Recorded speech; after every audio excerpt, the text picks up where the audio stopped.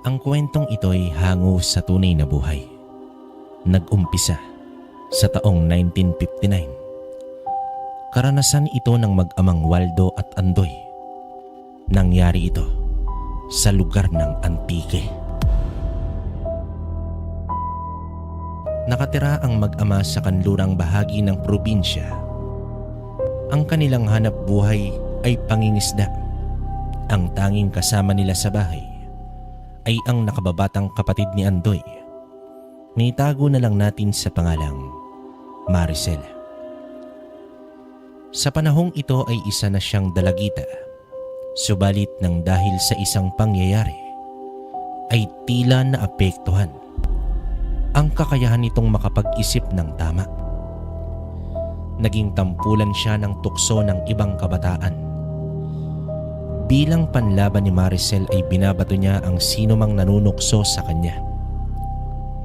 Kaya naman kinakailangan talaga ang iba yung pagbabantay dito upang hindi na makalabas ng bahay. Hindi naman nila kinukulong ang dalagita. Sadyang hindi na maaari na lumabas ito ng bahay ng mag-isa.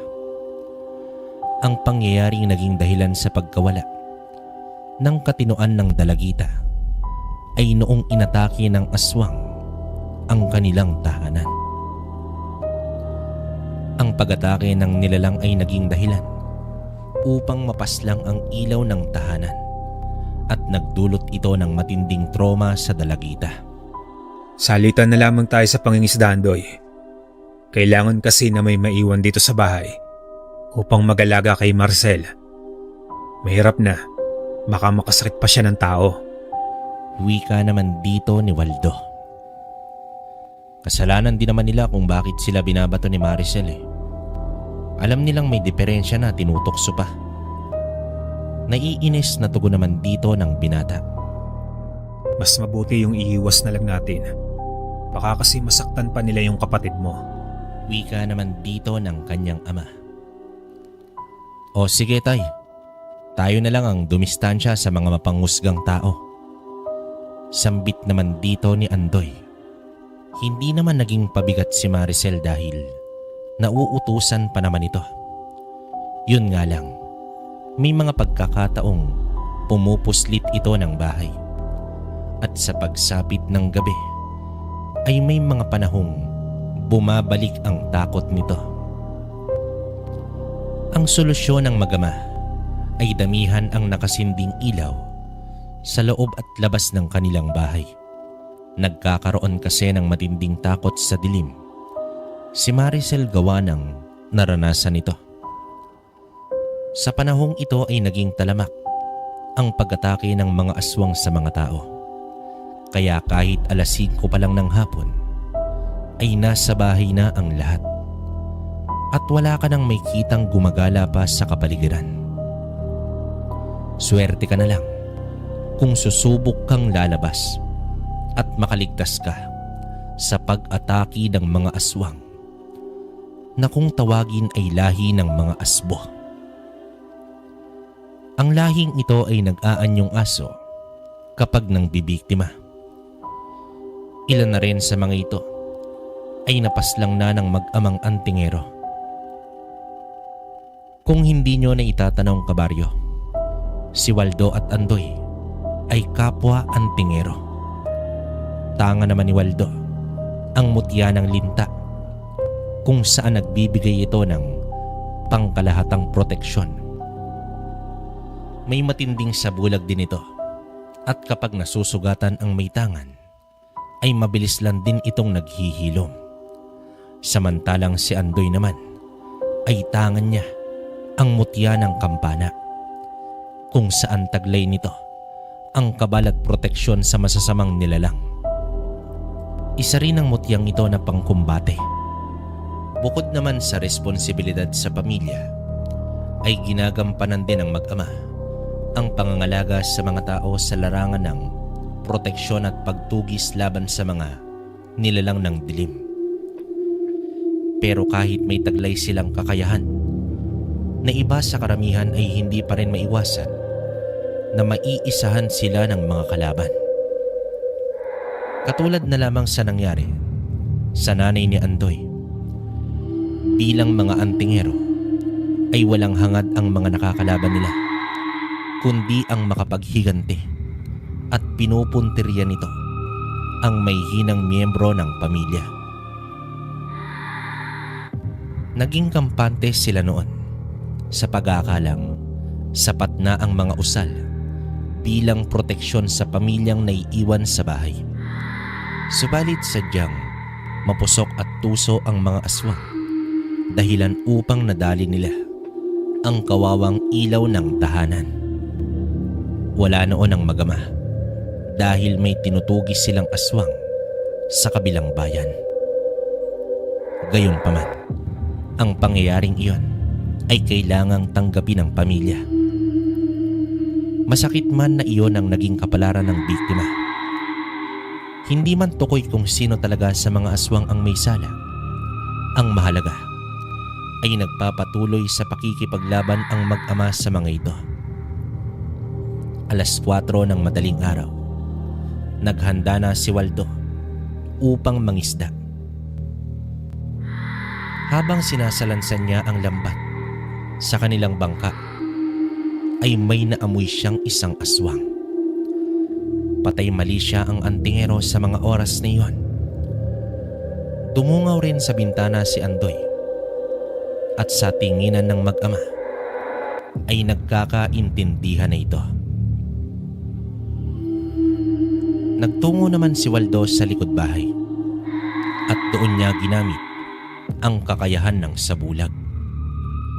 Lubhang naikukubli nito ang sarili sa mga mata at pang-amoy ng mga aswang, kaya literal na naglakad si Waldo patungo sa 2 aswang na nakakubli sa puno ng niyog malapit sa kanilang bahay.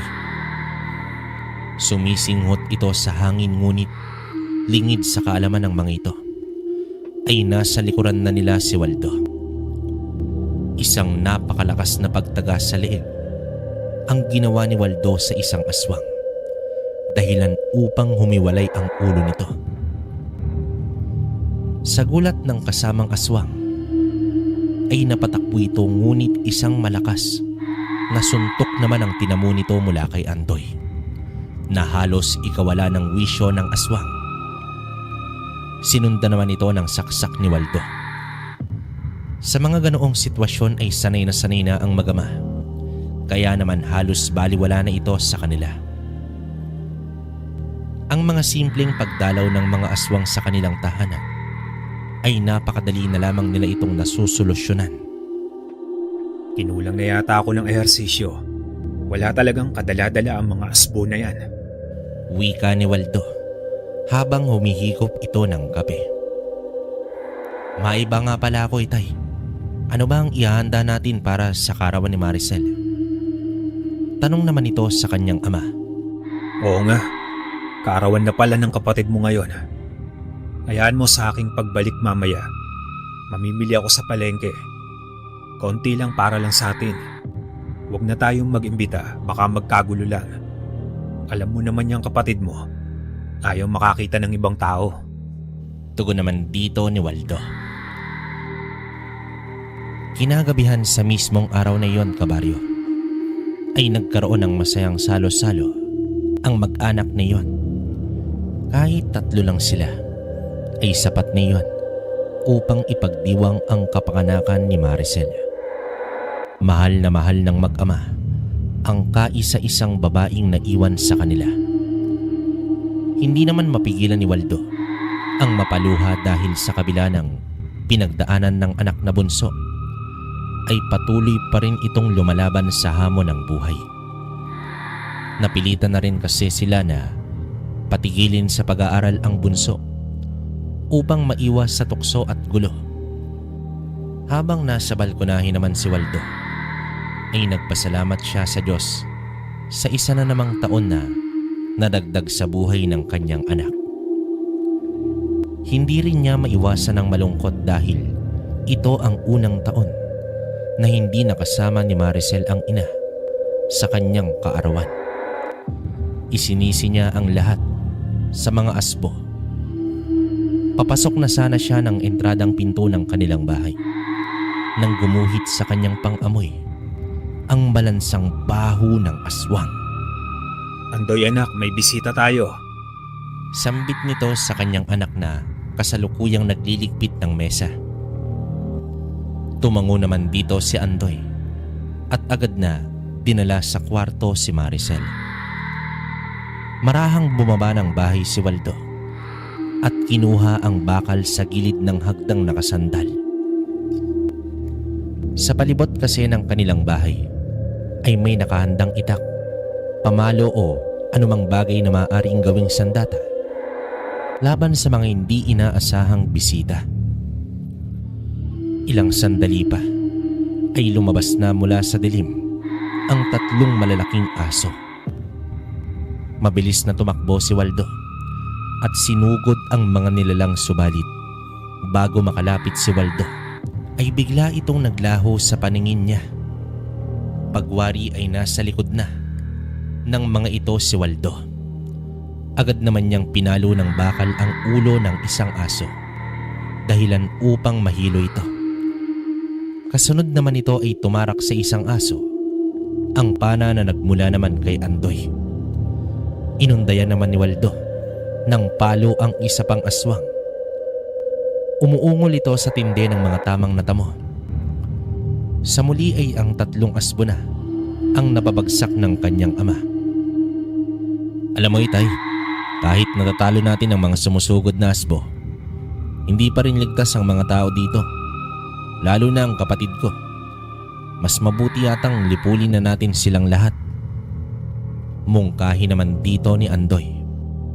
Kung ang pagsugod sa lungga ng mga yan ang ibig mong sabihin, kailangan natin na maitago muna si Maricel. Baka nakakalimutan mo ang nangyari dati habang wala tayo sa bahay. Tugon naman dito ng kanyang ama. Ano ang plano mo tungkol dyan, Tay? Tanong naman dito ni Andoy. Mas mabuti na doon muna siya sa kapatid ko sa bayan ng San Joaquin sa Iloilo. Tugon naman dito ni Waldo. Gayunpaman, kinabukasan mismo ay dinala nila si Maricel sa San Joaquin. Ang kapatid ni Waldo na si Dolores ay isang matandang dalaga. Isa itong tagasilbi ng simbahan.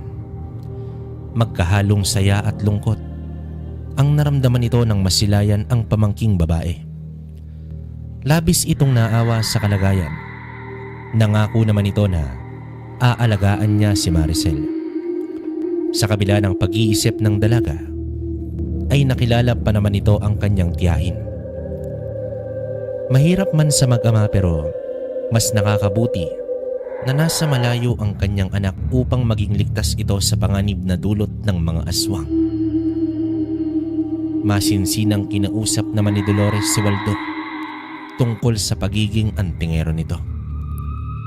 Pinayuhan niya itong itigil na ang pagtugis sa mga aswang at mamuhay na lamang ng payapa sa San Joaquin. Subalit, nangatwira naman si Waldo sa kanyang ate na ito na ang buhay na tinaha kasama ang kanyang anak.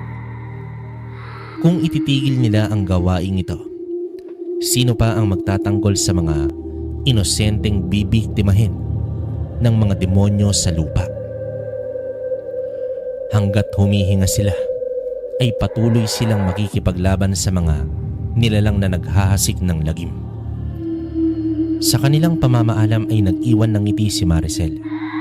Pahiwatig ito na masaya siya sa piling ng kanyang tiyahin. May kasamang kasambahay naman si Dolores na tutulong sa pag-aalaga sa dalagita. Samantala, sa kanilang pagbabalik ay nagsagawa sila ng mga patibong. Balak nila na makahuli ng isang asbo upang alamin ang kinaroroonan ng mga ito. Sa panahong ito ay sabay na silang nangisda. Pinag-iipunan rin kasi nila ang pagpapagamot kay Maricel. Ilang linggo rin na todo kayod ang mag-ama. Ginawa nila ito para ituon naman ng mga sarili sa paghahanap sa lungga ng mga asbo. Isang umaga, gumulantang sa buong baryo ang 2 bangkay ng babae at lalaki. Sa ayos ng mga ito ay mga dayo sa lugar. Wala ring nakakakilala sa mga ito. Marahil dumating ito sa lugar na gabi at nabiktima ng mga asbo. Animoy pinagpipiestahan ng katawan ng dalawa ng mga mababangis na nilalang. Napakalaking perwisyo na talaga ang hatid ng mga aswang sa kanilang lugar at hindi na ito kayang tiisin pa ng mag-amang antingero. Bago naman sumapit ang dilim, sa mismong araw na iyon ay nagtungo na ang dalawa sa kagubatan. Umaasang may matatagpo ang mga asbo sa lugar hanggang sa nakasilay sila ng siga mula sa apoy. Marahan nilang nilapitan ang lugar ngunit isang komunidad ng tribo pala ang kanilang natagpuan. Ilang minuto muna silang nagmasid kung may kakaiba ba sa mga tribong yon. Itay, sa palagay mo walang kinalaman ng tribong yan sa patayan sa ating baryo? Pagtatanong naman dito ni Andoy. Mukha namang walang kakaiba sa kanilang ginagawa. Takot ang mga aswang sa apoy. At kita mo namang kahit mga babae ay may mga sibat. Malamang nakikipaglaban din ito sa mga asbo. Tugon dito ng kanyang ama. Nagpatuloy sila sa pag-usad na ang tanging dala ay itak pandigma. Makalipas pa ang isang oras ay nagpasya si Waldo na bumalik na lamang. Kung ang bahagi ng gubat ay may tribo, malamang hindi maglulungga ang mga asbo malapit dito. Naisip ni Waldo na sa kabilang bahagi na lang maghanap at gagawin nila ito kinabukasan. Sa kanilang pagbalik ay may biglang humarang na 4 na mga sibat. Nakatutok ito sa kanilang leeg at tiyan. Hinarang sila ng iilang tribo. Kumpirmado, hindi mga aswang ang mga ito. Dahil hindi man lang nila ito naramdaman. Itinaas nila ang kanilang mga kamay at kinuha naman agad ang kanilang mga sandata.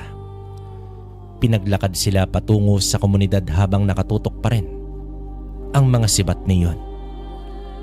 Walang balak na lumaban ang mag-ama dahil hindi naman nila ito kalaban.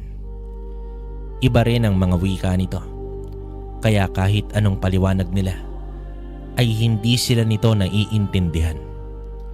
Iniharap sila nito sa matandang pinuno. Tumingin naman ang matanda mula ulo hanggang paa. Sinipat din ang kanilang mga ngipin. Marahil sinusuri ito kung may pangil.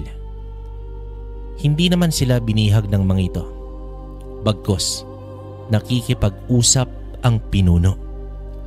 Mabuti na lamang at alam nito ang salita nila kaya nakahinga ng mabuti ang mag-ama. Maigi silang tinanong kung ano ang ginagawa nila sa gubat sa ganitong oras.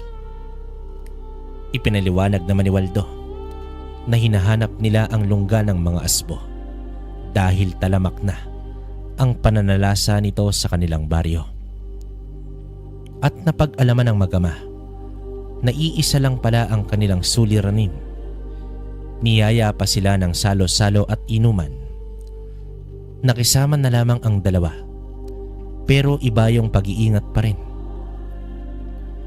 Sa usal na ginawa ni Waldo, ay nalaman niya na malinis ang inihandang mga pagkain at inumin.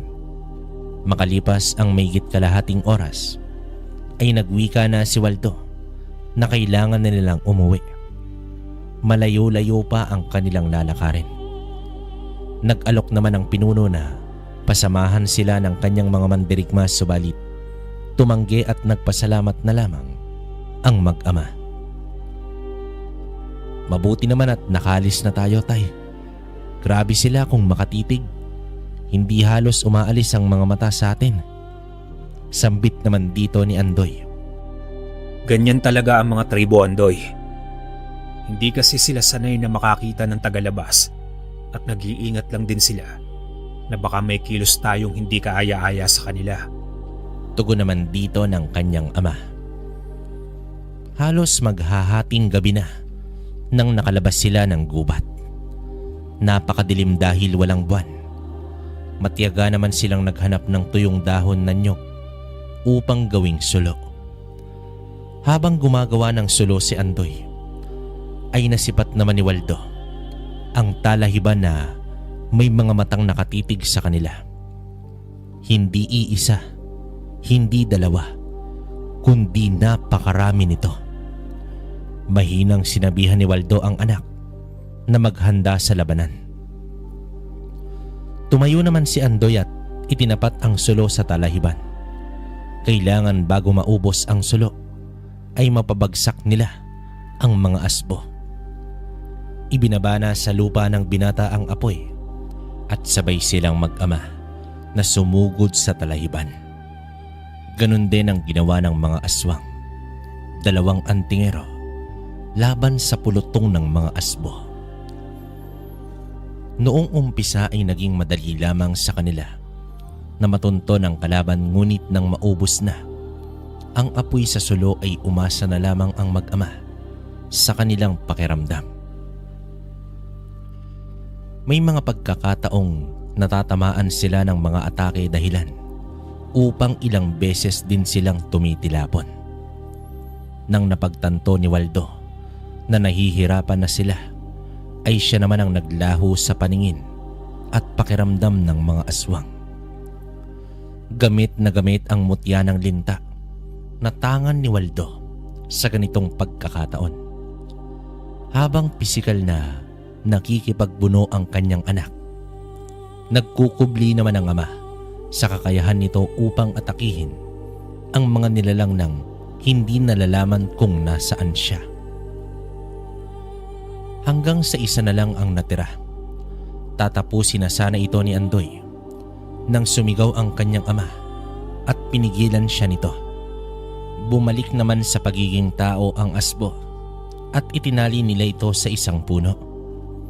Dito nila inusisa ang aswang tungkol sa lungga ng mga kasamahan, subalit kahit anong pagpapahirap ay walang napala ang mag-ama. Pero inasahan na ito ni Waldo. Inutusan niya ang kanyang anak na gumawa ng isang siga. Matapos nito ay hinila ni Waldo ang aswang malapit sa apoy. Pinugutan niya ito ng ulo at iniangat habang pinapalo ng itak ang pugot na ulo ng aswang. Ang aktong ito ay nagsisilbing hamon sa mga aswang na uubusin sila ng antingero. May iilang asbo naman ang nagsilabasan mula sa itaas ng burol. Tanging pang-ungol na lamang ang nagawa ng mga ito. Pahiwatig na ang bawat panig ay handa sa isang matinding digmaan. Pagsapit ng umaga ay nagising naman si Andoy at nakita niya ang kanyang ama sa may bakuran. Nakaupo ito sa kahoy na upuan at malalim ang iniisip. Nagtimpla muna ng kape si Andoy at ibinigay ito sa kanyang ama. Mukhang malalim ang iniisip mo, Itay. Si Maricel ba ang dahilan? Tanong dito ni Andoy. Hindi, Andoy, kundi ang ginawa kong paghamon sa mga asbo. Tugon naman dito ni Waldo. Bakit, Tay? Inaalala mo ba na baka hindi natin sila kayanin? Pag-usisa naman dito ni Andoy. Inaalala ko ang kaligtasan ng ating mga kababaryo. Tiyak pupunterihin sila ng mga aswang. Hindi ito magiging madali sa atin. Sa dami ng ating kapitbahay, hindi natin alam kung alin sa kanila ang uunahin ng mga aswang. Napakatuso ng mga demonyong yon. Gagawin ng lahat, makapagasik lamang ng lagim. Tugon dito ng kanyang ama. Napagkasundoan ng mag-ama na pulungin ang mga kapitbahay upang balaan tungkol sa pag-atake ng mga asbo. Mahigpit nilang pinaalalahanan ang mga tao na maglagay ng mga pangontra aswang sa kanilang mga bahay. Ang pagpupulong na iyon ay nagdulot ng takot sa mga tao. Inamin ni Waldo na hindi nila maipapangako na magiging ligtas ang lahat dahil 2 lamang sila. Bago naman lumubog ang araw, ay nagsipaghanda na ang mga tao. Habang tinitingnan ni Waldo ang pagpupursige ng mga kababaryo sa pagsagawa ng mga pangontra ay hindi niya naman mapigilang makaramdam ng pagkaawa sa mga ito. Kaya dapat na nilang mahanap ang lungga ng kalaban. Naging tagapagbantay sa gabi ang mag-ama. Nagsalitan sila upang makapagpahinga naman ang isa. Unang nagbantay ay si Waldo. Gamit ang kakayahan ng sabulag, ay tahimik siyang naglakad-lakad sa buong baryo. Habang maimbing nang natutulog ang mga tao. Hanggang sa nag-ungula na ang mga asong alaga ng mga kapitbahay. Isang nakakakilabot na ungol ang namutawi sa buong baryo. Dahilan upang isa-isang nagising ang mga naninirahan dito. Walang tigil sa kakaungol ang mga aso na nagdulot ng matinding takot. May mga iilang kabataan na umiiyak na. Sumambit sa taas si Waldo at humingi ng tulong at gabay. Sa mga sandaling yon ay mahigpit na ang hawak sa kanyang itak habang pinakikiramdaman ang buong paligid. Unti-unting bumigat ang kanyang pakiramdam. Senyales na may mga aswang na sa paligid. Lumapit naman si Waldo sa isang bahay at kinuha ang sulo na yari sa kawayan na may langis. Sinilaban niya ang mga kumpol ng mga panggatong na inihanda ng mga tao upang magbigay liwanag sa buong kapaligiran. Pansin na rin ng antingero ang paghahanda ng mga kapitbahay. May mga tao na nasa kanilang bakuran na at may mga hawak na sibat at iba pang sandata. Nagmistulang may handaan ang buong baryo dahil sa isa-isang nagsiga ang mga tao sa bawat tahanan. May mga nagsaboy ng asin sa buong paligid at may mga nagdadasal. Bagay na ikinatuwa naman ni Waldo. Kitang-kita ang pagkakaisa ng mga tao laban sa paparating na panganib. Bumalot man ang takot ngunit determinadong ipagtanggol ang bawat isa. Samantala, nagising na rin si Andoy at naghanda na rin ito. Ang ginawa niya naman ay nagtungo siya sa may kakawyan. Tahimik niya itong binaybay. Nang makaramdam siya ng kakaiba, ay nakita niya ang kakaibang itsura ng aswang. Wangis ito ng tao ngunit mahaba ang mga galamay at ang mukha nito ay sa aso, pero mahaba ang mga pangil nito. Tinatayang nasa 10 uri nito ang kanyang nasilayan habang may mga kasama itong mga malalaking aso. Malamang natatangi ang mga yon dahil sa iba ang wangis ng mga ito. Marahang lumakad ang mga aso patungo sa kabahayan habang ang 10 iba ang wangis ay nanatili sa may kakawyan. Napapalunok na lamang ng laway si Andoy dahil tila ang lalakas ng mga nilalang ng kanyang nakita.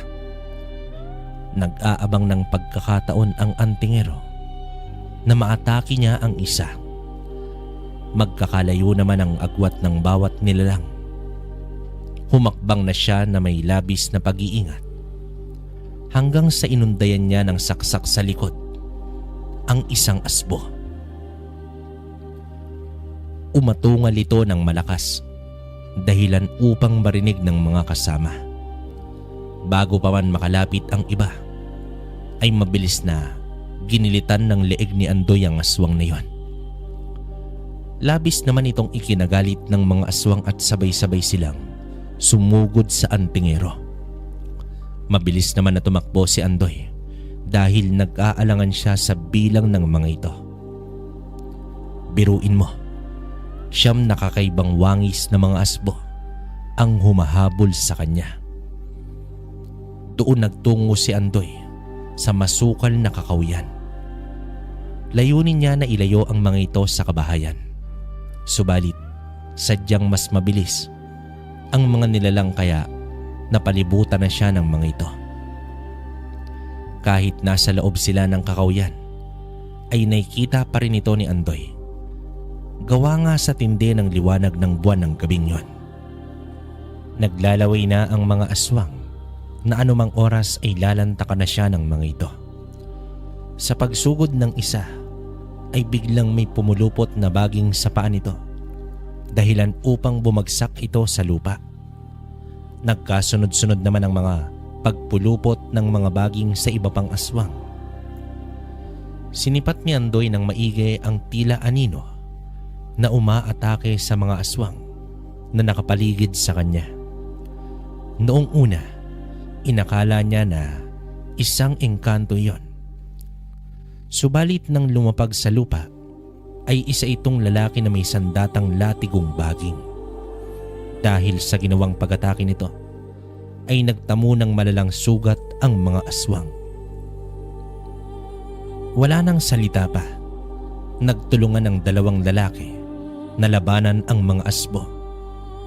Ramdam ni Andoy na di hamak na mas malakas ang mga ito kumpara sa mga anyong aso. Aminado na si Andoy na humanga siya sa bilis at galing ng lalaki sa labanan. Para bang dalubhasa na ito sa ganitong larangan.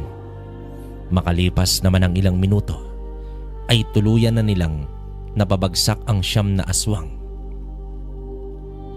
Maraming salamat sa tulong mo, Ginoo. Pero sino ka nga ba? Pagtatanong dito ni Andoy. Ako si Alfredo. Nagmula pa ako sa malayong bayan. Matagal ko nang sinusundan ng mga asbo na minsan nang nalalasa sa aming lugar. Tugon naman dito ng lalaki. Maaari ko bang malaman ang tangan mo, Ginoo? Tanong pa dito ni Andoy. Mutya ng krus na baging ang tangan ko, kaibigan. Tugon naman dito ni Alfredo. Sa kanilang pag-uusap ay nalaman ni Andoy kung saan naglulungga ang mga asbo. Sa gabing yon ay susugurin na sana ni Alfredo ang mga aswang, subalit nakita niya itong umalis sa yungib na pinagtataguan.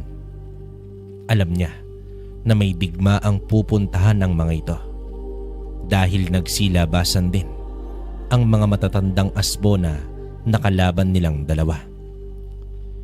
Inilahad naman ni Andoy ang kasalukuyang nangyayari sa kanyang baryo at humingi na ito ng tulong kay Alfredo. Sa pagdating nila sa baryo ay nagkakagulo na ang lahat. Nasipat ni Andoy ang kanyang ama na mag-isang nilalabanan ang sangkatutak na mga asbo, habang ang iba naman ay inaatake ang mga kabahayan. May mga tao na rin na nawalan ng buhay at iilang bahay na rin ang nasusunog. Agad sumugod ang dalawa. Sa paghampas ni Alfredo ng latigong baging ay bigla itong humaba ng gusto at dumami.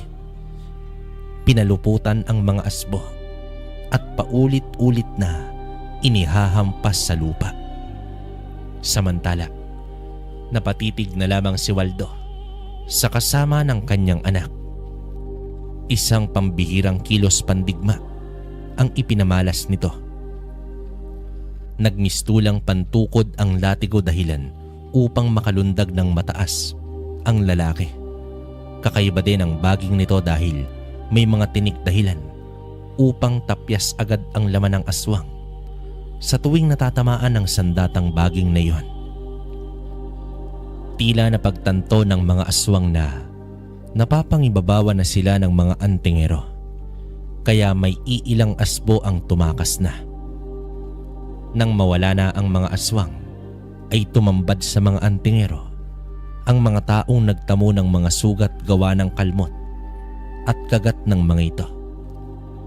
Ang iba ay nailigtas pa, ngunit merong ding hindi na nakayanan ang natamong sugat at binawian na ng buhay. Panalo man sila, ngunit kapalit naman ito ay ang buhay ng mga tao. Dama ni Waldo ang kabiguan, pero sa isang digmaan, hindi talaga may iwasan na mabawasan ang mga mandirigma. Malungkot pero kailangan tanggapin ang kapalaran na sinapit ng iilan. Pinakiusapan ni Waldo ang mga tao na mas mabuting ilibing na agad ang mga yumao. Bago sumikat ang araw ay nailibing na ang mga bangkay. Sira-sira at umuusok pa ang mga bahay na apektado sa labanan. Bakas naman sa mukha ng bawat isa ang lungkot at labis na paghihinagpis. Nagluksa ang buong baryo sa pagkawala ng iilang kapitbahay. Lubos naman na nagpasalamat ang mga tao sa 3 antingero. Nang lumiwanag na, ay tuluyan ang nag-alay ng dasal ang mga tao habang nagtungo na ang 3 sa bahay ni Waldo. Doon ay formal na nagpakilala si Alfredo.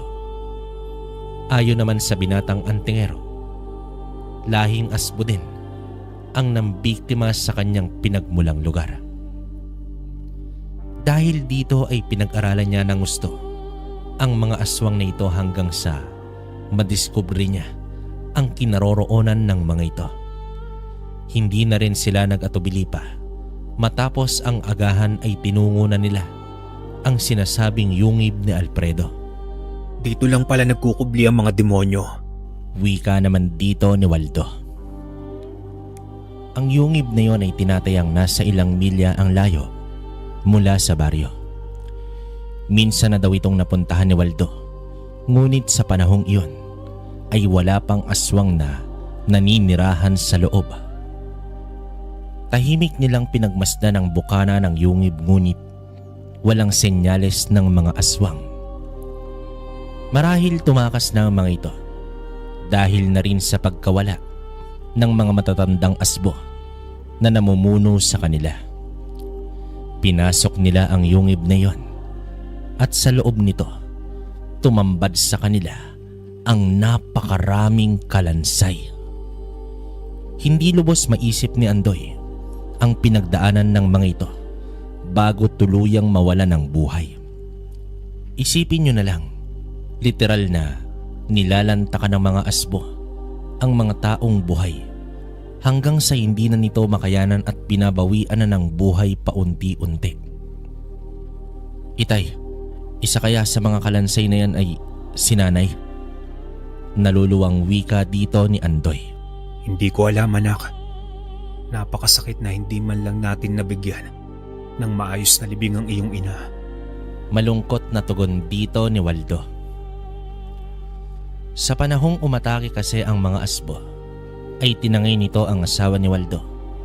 Kung hindi sila dumating, ay malamang kasamang nawala ang bunsong anak ni Waldo. Ikinalulungkot ko ang nangyari sa iyong asawa, Mang Waldo. Katulad ninyo, naging biktima rin ng asbo ang aking pamilya. Lahat sila ay nadatnang ko na lang na wala ng buhay. Kung hindi sumugod ang mga kapitbahay, malamang tinangay rin sila ng mga aswang. Sambit naman dito ni Alfredo. Nag-alay ng dasal ang 3 antingero bago nila tuluyang sinunog ang loob ng yugib. Sa muli ay nagpasalamat ang mag-ama sa ginawang tulong ni Alfredo. Hindi na rin nagtagal ang antingero dahil kailangan niya nang bumalik sa kanilang bayan. Isang estranghero ang biglang sumulpot at tinulungan ang mag-ama. Sa pagtatapos ng mga asbo, ay umasa sila na tuloy-tuloy na ang pagkakaroon ng kapayapaan sa kanilang baryo. Sa paglipas ng mga linggo, ay unti-unting bumalik na sa normal ang buhay ng mga tao. Malaya na silang makalabas ng bahay tuwing gabi. Ang mga negosyo tulad ng mga tindahan ay bukas na hanggang hating gabi. Anong plano mo, Tay? Kukunin na ba natin si Maricel? Tanong dito ni Andoy. Sa tingin ko hindi pa napapanahon. Kailangan pa natin mag-ipon para sa pagpapagamot ng iyong kapatid. Tugon naman dito ng kanyang ama.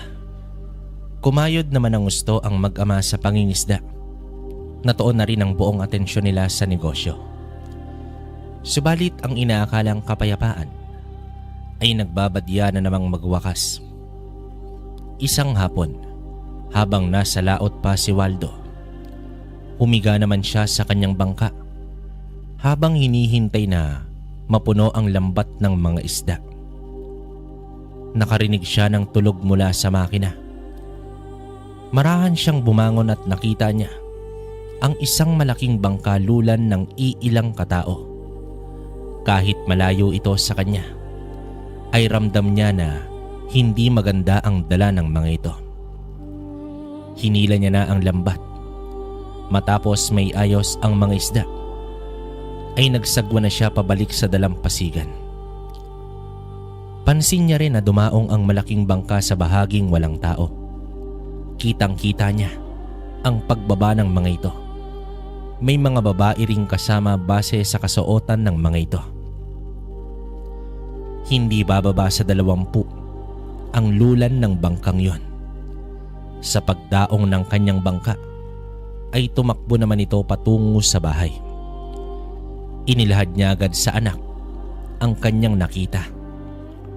Nagpatulong muna si Waldo na madispatcha ang mga nahuling isda bago sila magtungo sa lugar na pinagdaungan ng bangka. Subalit nakaalis na ito. Binaybay nila ang mga bakas sa buhangin at dinala sila sa makapal na bakawan. Doon na nawala ang mga bakas ng mga paa. Ano to, tay? Hanggang dito lang ang mga bakas ng paa. Ibig sabihin lumusong sila sa may putikan. Pagtataka dito ni Andoy. Sinasabi ko na nga ba, hindi ordinaryong nilalang ang mga taong iyon. Tugon dito ng kanyang ama. Labis ang kanilang pagtataka dahil wala man lang bakas sa putik na naiwan ang mga taong iyon. Maliban na lamang kung lumipad ang mga ito. Napatingala si Waldo at bumaling ang kanyang paningin sa isang bundok na nasa dulo ng bakawan. Isang panganib na naman ang nagbabadyang mangyari. Bumalik ang mag-ama sa baryo at inabisuhan ang iilang kapitbahay na mag-ingat sa mga dayo na magagawi sa lugar. Inatasan din nila ang mga ito na ikalat sa lahat ang kanilang babala. May iilang mga tao na nagpunta sa bahay ng mag-ama at nag-usisa ito tungkol sa kanilang nabalitaan.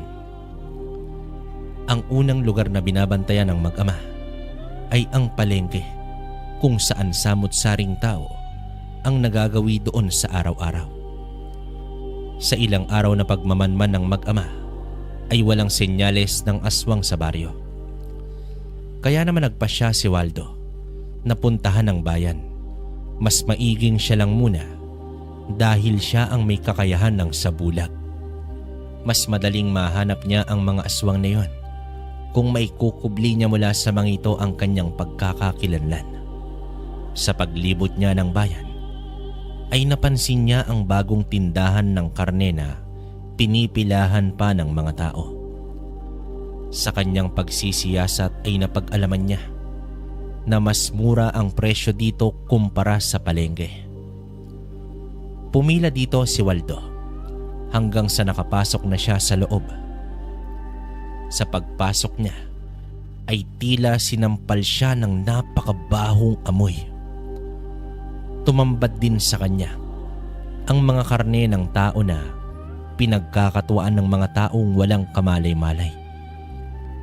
Ang mga tinderong naroroon ay purong mga aswang. Kinilabutan naman si Waldo dahil tiyak niya na isang pangyayanggaw ang ginagawa ng mga aswang sa kawawang mga residente ng bayan. Sa murang presyo na nakapaskil ay inalok pa si Waldo ng mas mura pang halaga sa bawat kilo ng karne. Tumugon naman ang ngiti si Waldo kahit sa kabila nito ay ang halos bumaliktad na ang sikmura niya dahil sa tindi ng amoy. Pasimpleng lumabas ang antingero at tanging pagkaawa na lamang ang naramdaman para sa mga tao. Dahil sa kanyang nalaman, ay agad na siyang bumalik ng bahay. Pinagplanuhan ng mag-ama kung papaano pigilan ang pagkakalat ng mga aswang. Marahil nagpapadami ito ng lahi. Sa mga sandaling yon ay wala pang ideya si Waldo kung anong uri ng aswang ang nasa bayan. Kailangan nilang may sagawa ng tahimik at hindi mabulabog ang mga tao. Bigla silang dumating. Bigla din silang mawawala. Galit na sambit dito ni Waldo. Naghanda ng mga bote si Andoy na may lamang langis at mitya, alinsunod naman sa utos ng kanyang ama. Palalabasin nilang isang malaking sunog ang mangyayari sa tindahan ng karne. Kinagabihan mismo sa araw na yon ay kumilos na ang mag-ama. Nakakabinging katahimikan ang namutawi sa bayan. Taliwas ito kapag may araw. Ang lugar ng tindahan ay nasa labas ito ng malaking bahay na may mataas na konkretong pader. Sa isang tingin mo dito ay masasabing isang mayamang negosyante ang nagmamay-ari nito. Pinakiramdaman ng mag-ama ang loob ng pader at halatang may mga gising pa na tila may kinakatay sa loob. Pumwesto si Andoy sa tapat, bandang kanang bahagi ng bahay. Kalsada ang pagitan nito. May maliit na bakanting lote sa lugar na may iilang puno. Umakyat ang binatang antingero at nasipat niya ang isang babae na tila may damit na dayuhan. Nakatayo ito sa may terasa habang may pulang likido na iniinom, habang ang kanyang ama naman ay sa likod ng bahay pumuslit. Isa sa mga kakayahan ni Waldo ay ang gumapang sa anumang bagay na patarik. Dumidikit kasi ang kanyang mga palad, dahilan upang malaya siyang makaakyat. Tahimik siyang nakapasok sa bakuran na hindi man lang namamalayan. Nagtungo naman siya sa likod bahay kung saan naroroon ang kusina. Dinig na dinig niya ang mga karning tinatadtad ng mga kalalakihan. Gawa sa matibay na tabla ang dingding sa bahaging yon. Kaya naman may siwang siyang nasisilip. Tumambad sa kanya ang mga putol-putol na katawan ng mga tao, habang masayang nag-iinuman ang mga matador. Nanlumo ang antingero sa sinapit ng mga biktima. Walang awang pinagtatadtad ng mga aswang ang mga bahagi ng katawan ng mga tao. Nakahilera pa ang mga ulo nito. May matatanda at karamihan ay purong mga bata. May lalaki pa na sinisipsip ang utak ng isang biktima. Sa sahig naman ay may tao na nag-aagaw buhay at pilit na nagmamakaawa sa naghihingalong boses. Gumuhit na sa diwa ni Waldo ang matinding galit. Lumipat muna siya sa ibang bahagi ng malaking bahay na may 2 palapag upang pag-aralan kung ilang aswang ba ang nasa loob nito. Pinihit ng bahagya ni Waldo ang bintanang salamin sa may sala at nakita niyang bumaba sa may hagdan ang isang lalaki na napakalaki ng katawan. Sa uri ng pananamit nito, masasabing iyon ang padre de pamilya. Nag-utos din kasi ito sa isang lalaki. Nasa 5 katao naman ang nabibilang ni Waldo sa loob ng bahay, kasali na ang mga kumakatay sa may kusina. Bago umakyat ng hagdan ang lalaki, ay suminghot pa ito sa paligid at inilibot ang paningin sa buong sala. Natigil lamang ito nang tawagin siya ng isang babaeng ayos mayaman. Naku po, Diyos ko. Isang bangkila ng babaeng yan. Wika naman dito ni Waldo sa kanyang isipan. Ngayon ay alam na ni Waldo na mga aswang lipad ang mga nilalang na iyon. Kaya pala nawala na lamang ang bakas nito sa may buhangin. Nakumpirma ni Waldo na ang mga sakay ng bangka at ang mga nilalang sa bahay ay iisa dahil sa babaeng nakita niya. May balak sana si Waldo na iligtas ang mga buhay pa, pero sa kalagayan ng mga ito ay mukhang hindi na rin sila magtatagal. Kaya naman nagpasya na lamang siya na sisimulan na ang pag-atake. Bumalik si Waldo sa likod bahay. Sinindihan niya na ang isang bote at lakas loob na binuksan ang entradang pinto. Agad niyang inihagis sa sementong sahig ang bote, dahilan upang sumabog ito at kumalat ang apoy. Sinundan niya ito agad ng isa pang bote sa kabilang bahagi ng sahig at nagdulot ito ng sunog sa may kusina. Hindi naman magkawayaw ang mga aswang na naroroon sa loob nito. Tumakbo naman si Waldo patungo sa tapat ng bahay at buong lakas niyang ibinato sa bintana ang nakasinding bote. Hudyat naman ito ni Andoy sa kanyang pag-atake. Agad lumundag ang binata at tumakbo papalapit sa bahay. Buong lakas niyang winasak ang tarangkahan ng bakod. Inubos naman niya ang 6 na bote at ikinalat ito sa buong bahay. Naglikha ito ng sunog sa ibaba ng malaking bahay. Sinigurado din niya na hindi makakalabas ang mga aswang sa entradang pinto na nag-aapoy na din. Nagsisigawan na sa loob. Samantala, inakyat naman ni Waldo ang ikalawang palapag mula sa gilid ng bahay. Nakatayo naman si Andoy sa harapan ng bahay na iyon at hawak ang 2 itak. Nagsalubong ang paningin nila sa isang aswang na sumilip sa bintana. Galit na galit ito at lumabas mula sa winasak na lagusan.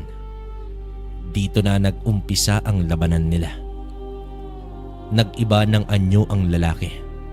Tinubuan ito ng pakpak at may mga umusling buto pa sa likuran nito.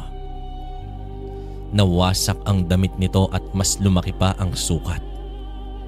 Napakalaki din ng bunganga nito na umangil ng napakalakas. Habang sa terasa ng bahay ay nagtungo ang bangkilan na nagbabadyang lumipad, subalit naabutan pa ito ni Waldo. Kumapit ang ama ni Andoy sa likuran ng bangkilan at bumulusok sila pababa sa bakuran at doon nagpangbuno. Sa laban ni Waldo sa bangkilan ay hindi ito naging madali. Di hamak na mas malakas sa kanya ang aswang na iyon dahilan sa ilang beses niyang pagtilapon. Nagmistulang laruan si Waldo habang inihahampas ng aswang sa pader.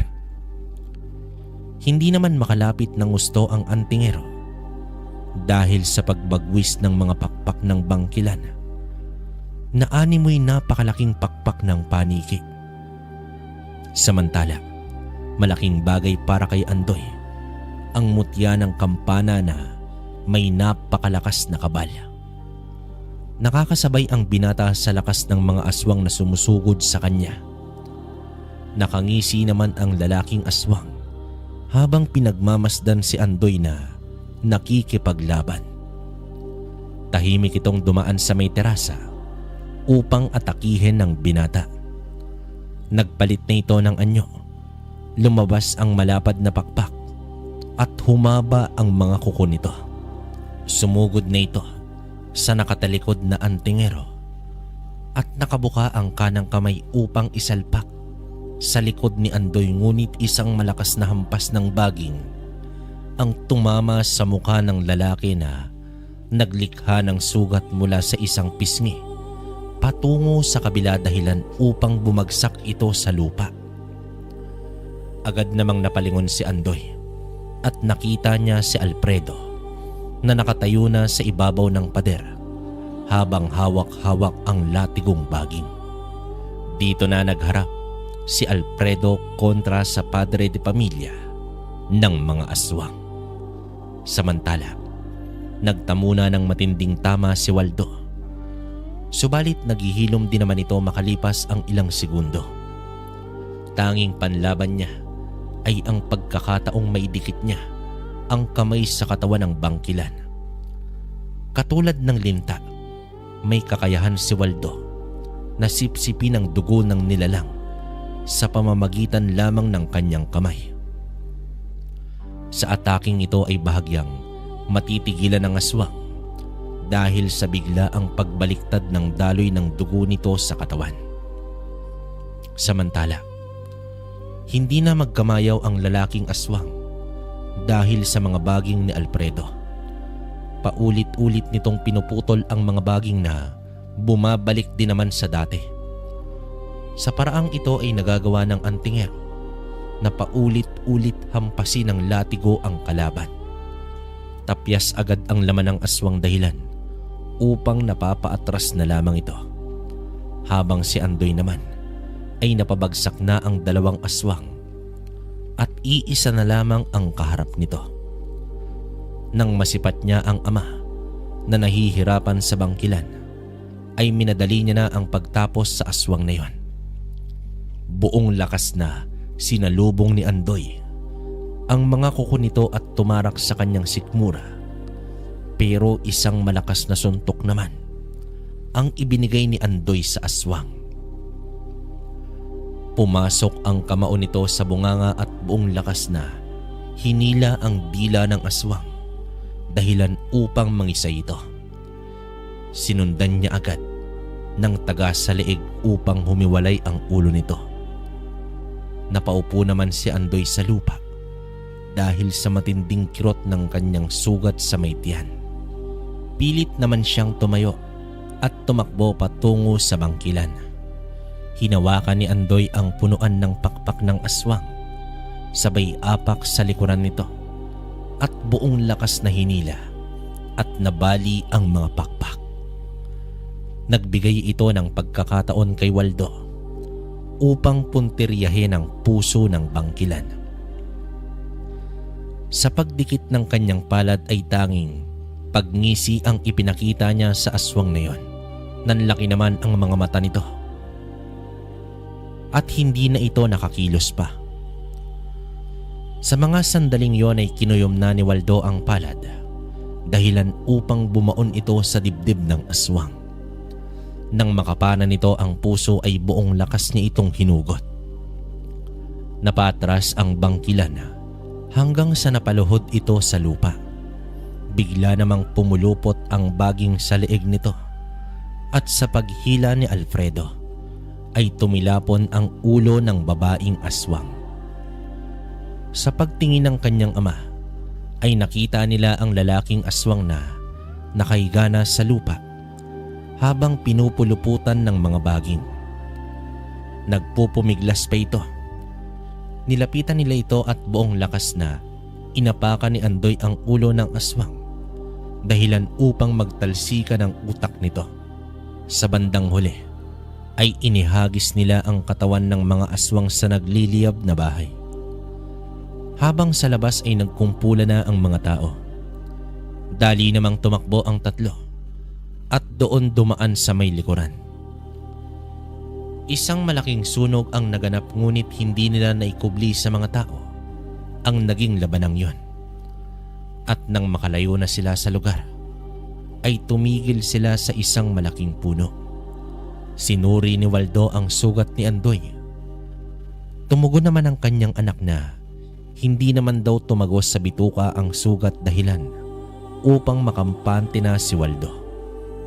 Maraming salamat, Alfredo. Sa muli ay tinulungan mo na naman kami.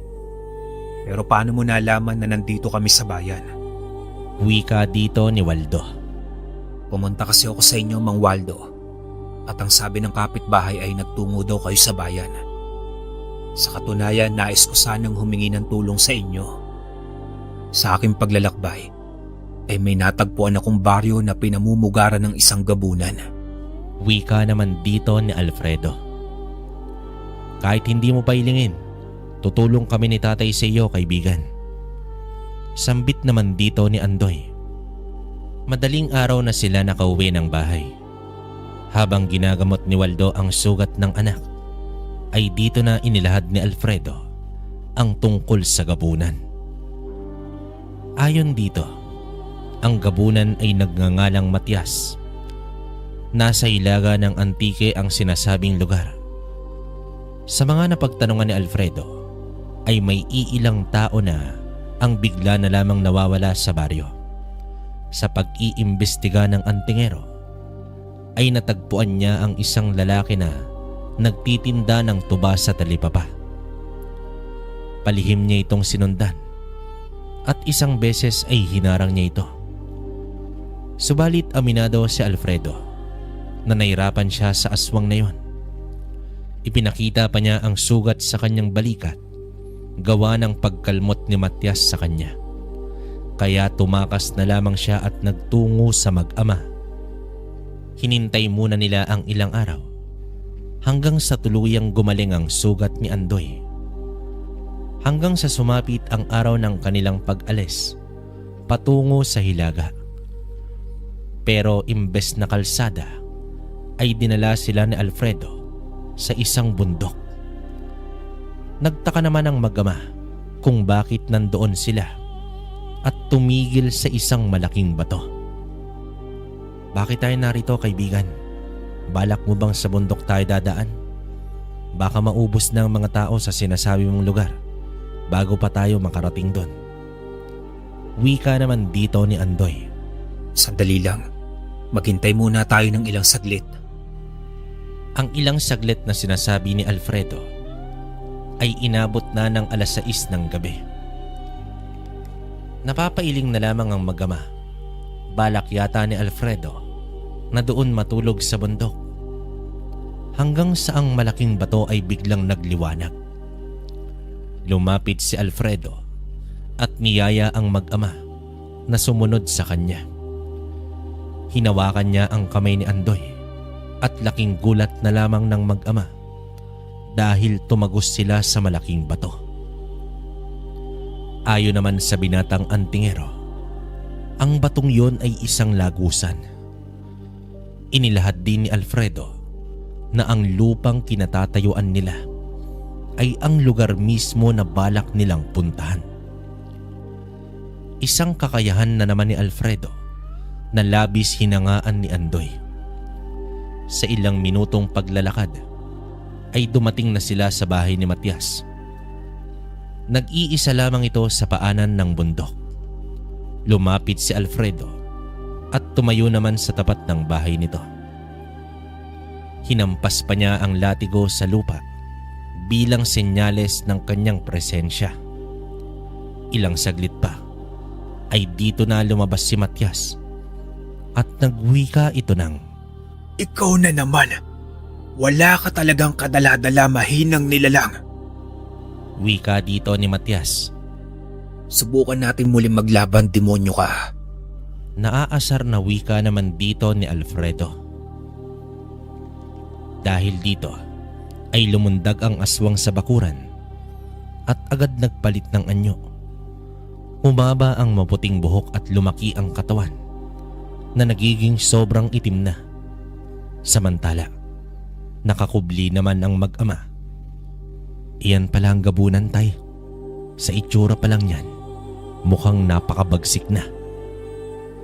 Mahinang wika naman dito ni Andoy. Oo, Andoy, at mag-iingat ka.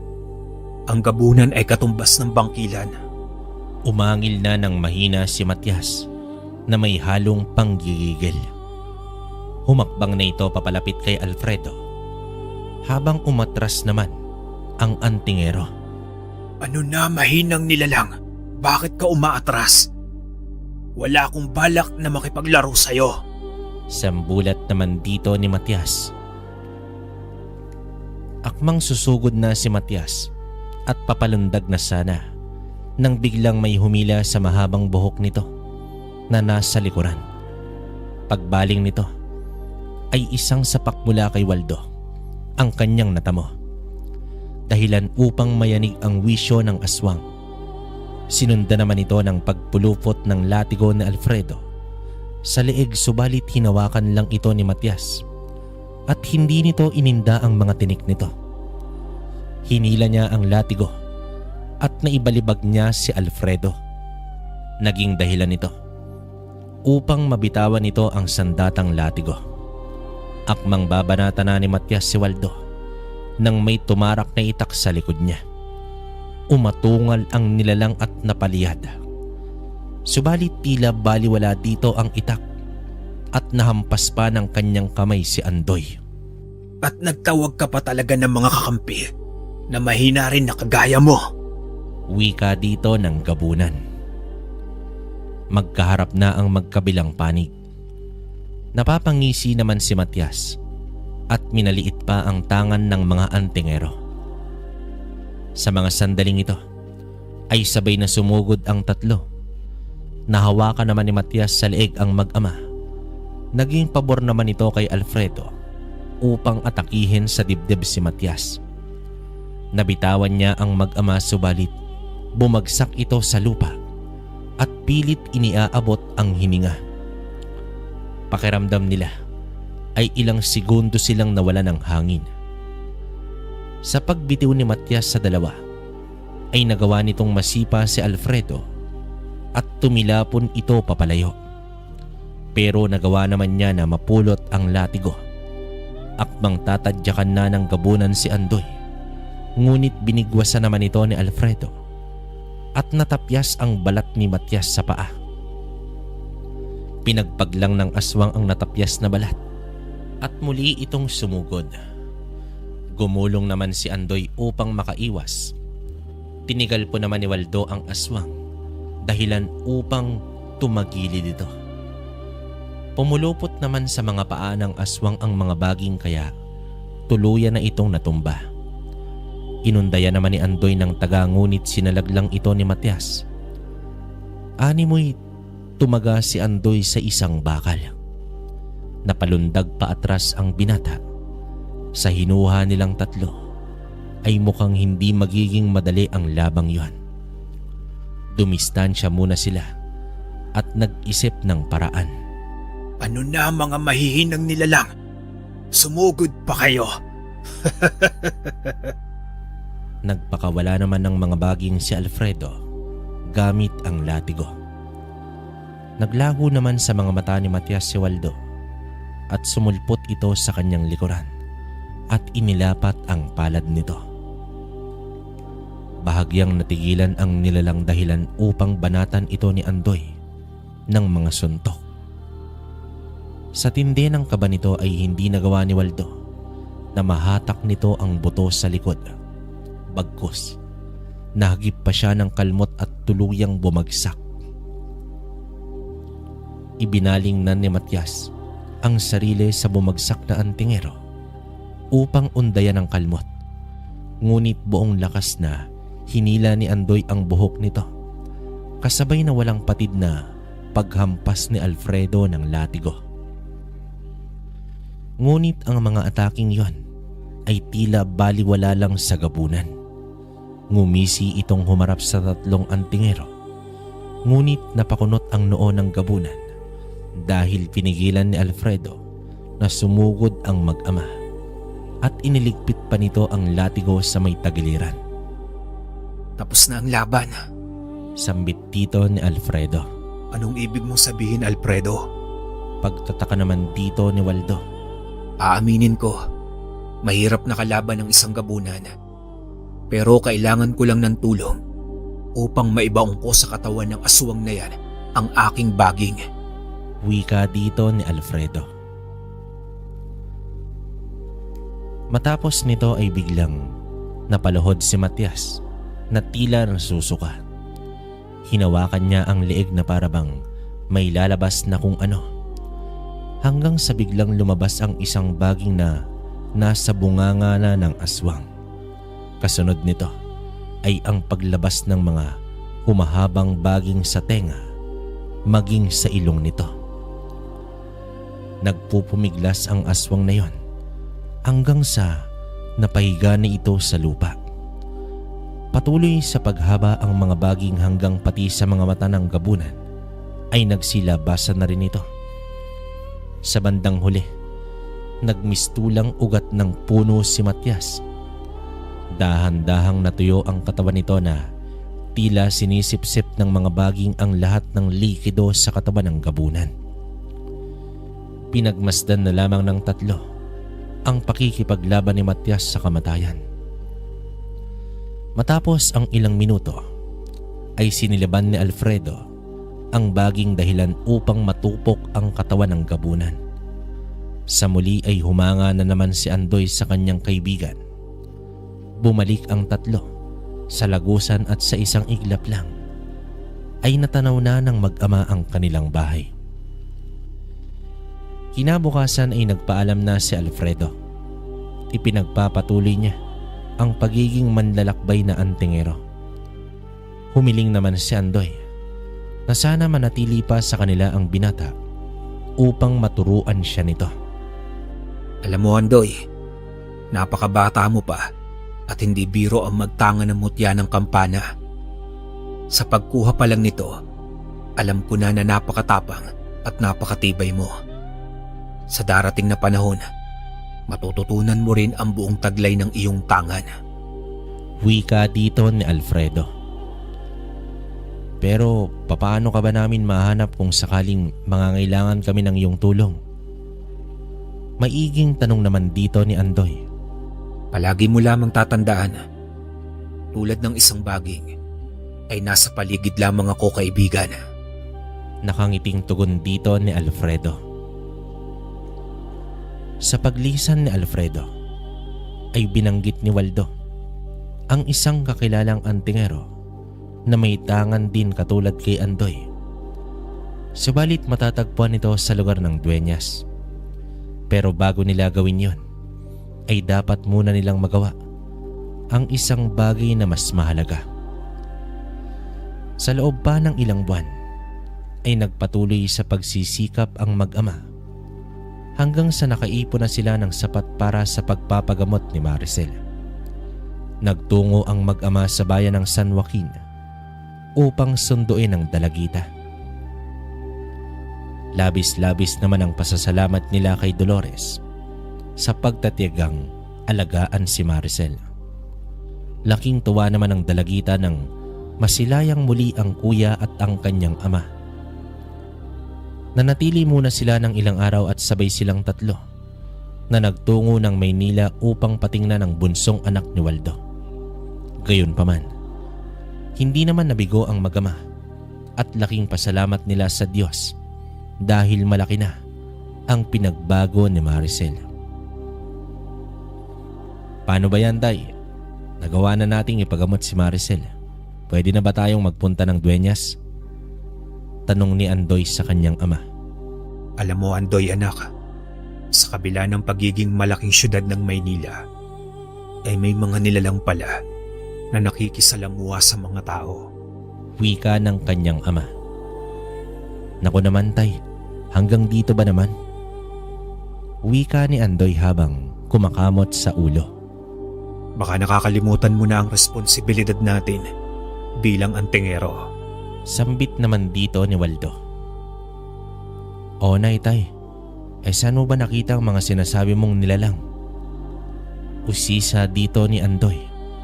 Bago bumalik ng Antique ang mag-ama, ay nakasagupa muna nila ang lahi ng mga awok na nakikisalamuha sa Kalakhang, Maynila.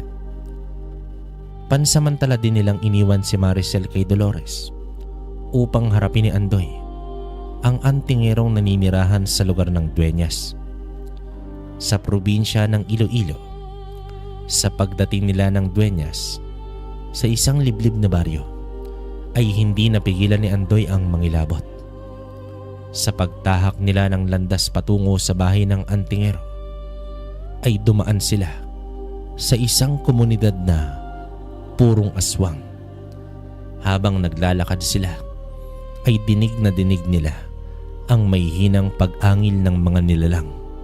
Manda ka, Andoy, dahil mamayang gabi, lahat ng mga iyan ay sasalakay sa atin. Nakangiting wika dito ni Waldo.